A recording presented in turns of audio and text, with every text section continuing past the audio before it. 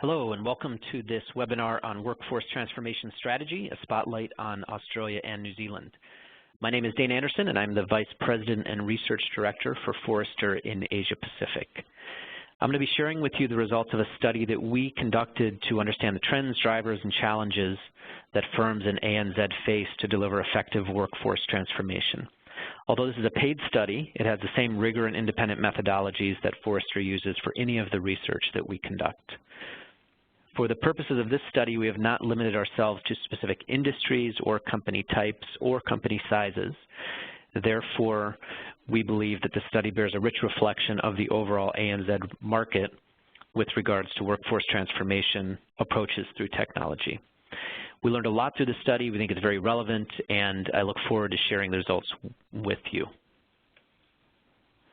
Now, for those of you who don't know who Forrester is, we work with business and technology leaders to develop customer-obsessed strategies that drive growth. We are a global research and advisory firm, and we are all about business technology and helping our clients better serve their customers and developing strategies that help them win, serve, and retain those customers.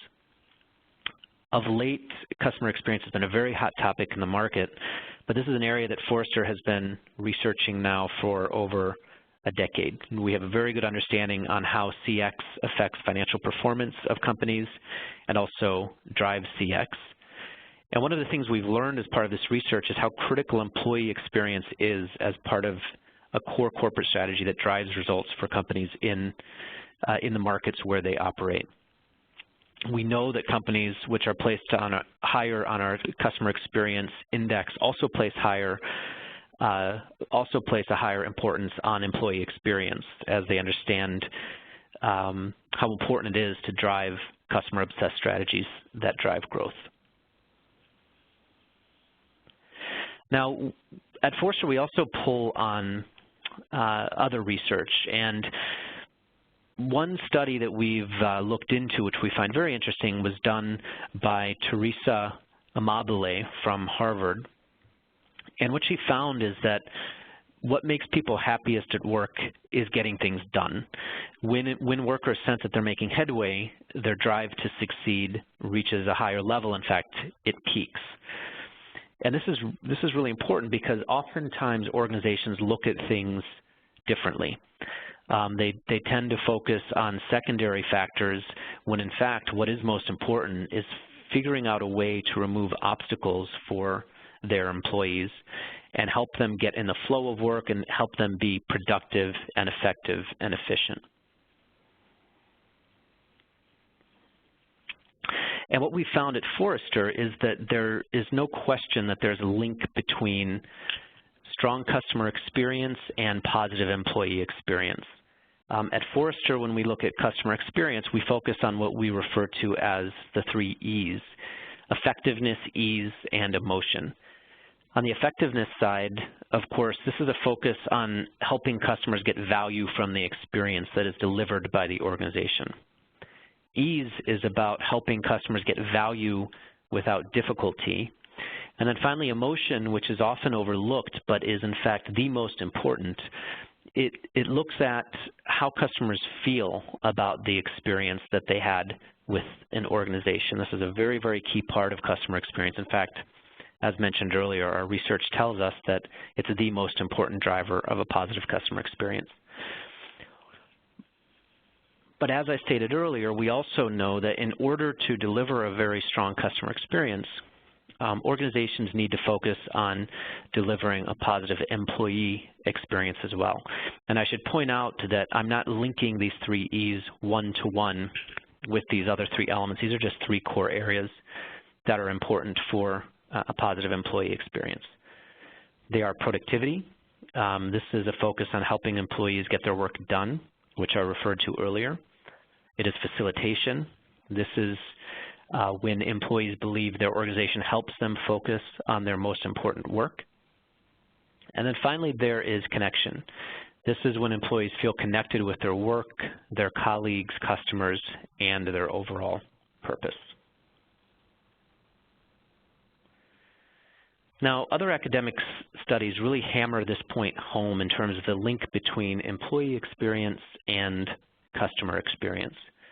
a very good comprehensive study with over 3,000 data points over multiple years found very clear connections between customer experience and employee satisfaction. It found that companies with higher employee satisfaction, with employee satisfaction and sense of fulfillment, they tend to generate 81% higher customer satisfaction, and they tend to have 50% lower employee turnover. And there are also very clear financial gains with these companies as well. Each standard deviation increase in turnover equals a 40% drop in productivity and a 28% drop in profit. So this isn't just about creating a positive workforce experience, it's also about benefiting the financial returns of a company. And of course, these are non-trivial results when it comes to linking employee experience with business success. Now, in order to enable your workforce to deliver to the best of their abilities, you have to adopt efficient workforce transformation. And we believe that effective workforce transformation comprises of 3 critical pillars. They are workforce experience, workforce security, and PC lifecycle management. Now, on the workforce experience side, we are looking at how workforce productivity is closely linked to the evolution of the digital economy. And when it comes to workforce technology, one size, of course, does not fit all. Business needs will drive the workforce technology strategy. So depending on the type of company that you are, the workforce experience you need to deliver will be different many times from organizations in different segments of the market. On the workforce security side, we know that everyday threats are evolving with the evolution of a mobile workforce. And the current IT security policies and control, what impact do they have on the workforce experience? Of course, security needs to be prioritized, but so too does the employee experience. And here, the employee needs really need to drive the endpoint security strategy. And then the final pillar here is PC lifecycle management. The existing workforce technology strategy for many organizations does not really meet the needs of employees, and in many cases, PC lifecycle management complexities are overwhelming for many organizations in Asia Pacific globally and indeed in Australia, New Zealand. What we find is that most firms do not have adequate in-house capabilities to effectively manage this process.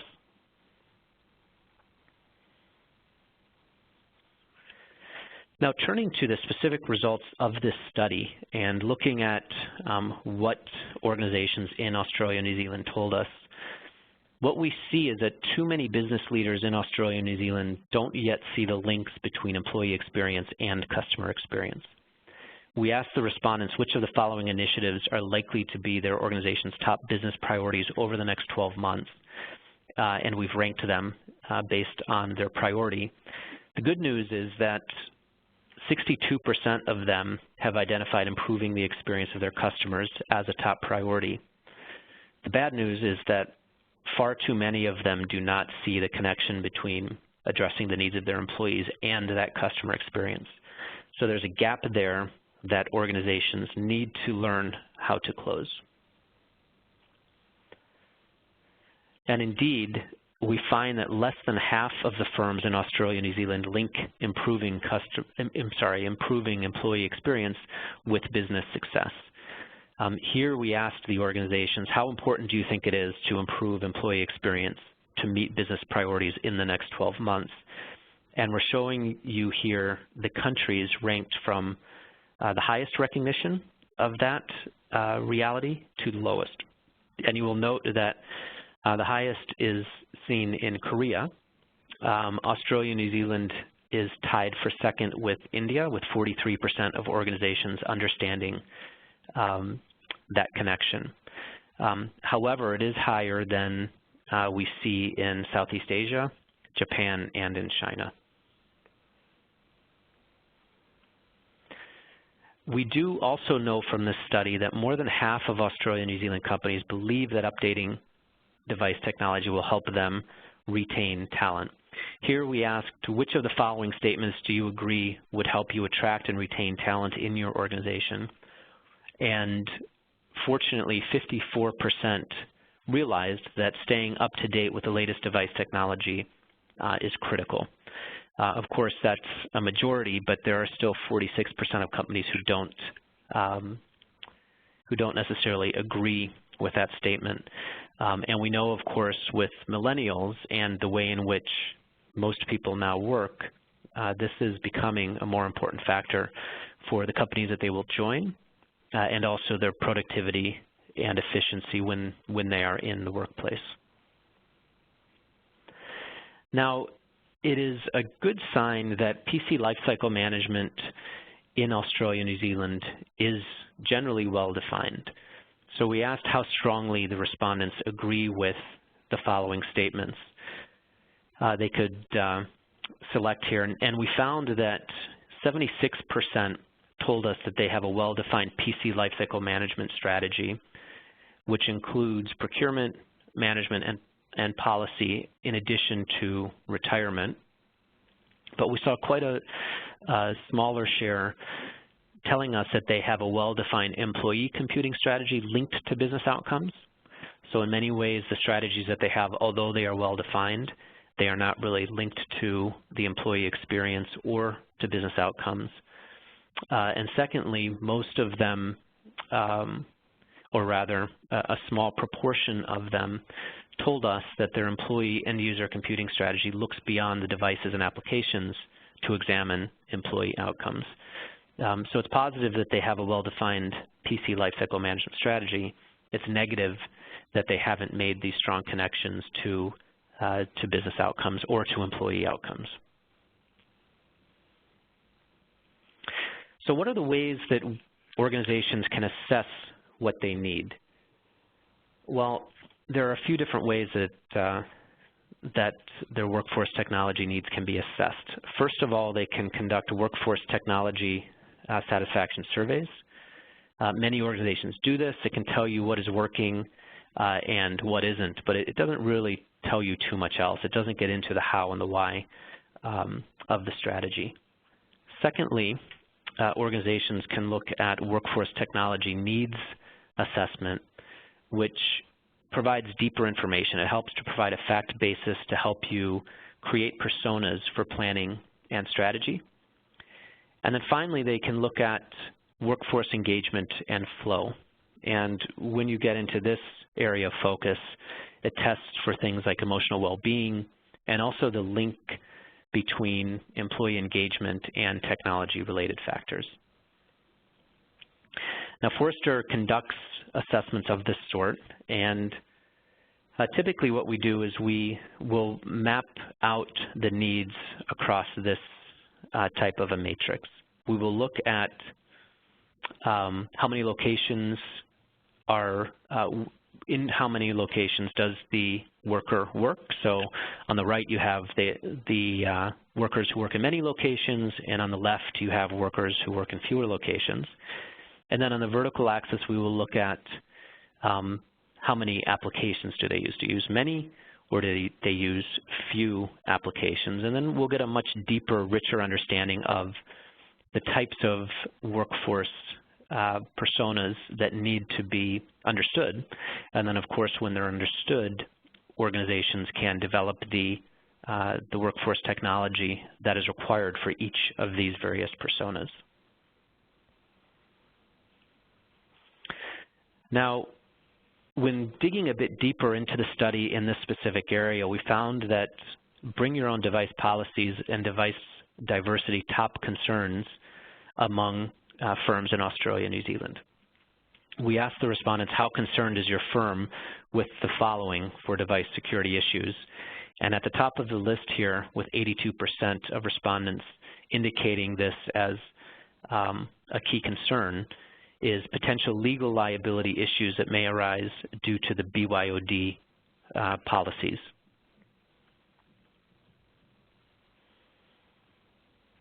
We also do know from this study, and through the study it was corroborated, that diversity of devices increases the risk while adding new PC hardware reduces the risk.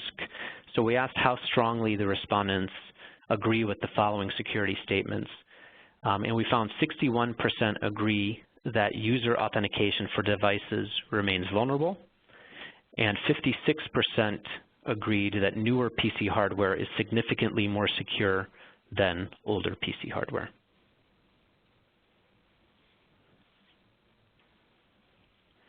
We also know through this study that high PC lifecycle management costs will lead to an increase in reliance on technology partners with more holistic solutions. We asked the respondents, what are the key attributes of a technology partner to support end-user computing at their organization? At the top of the list was the ability to scale deployment on demand. The second key attribute was knowledge and experience with my firm's industry and vertical specific processes. And then thirdly, the ability to manage the delivery of the entire PC lifecycle across all of the stages that are outlined in this chart. Now, to wrap all of this up, I'll leave you with 3 key recommendations from this study. The first is to really understand the connection between employee experience and your ability to engage your customers effectively. We believe that organizations need to make employee productivity and experience a top organizational priority.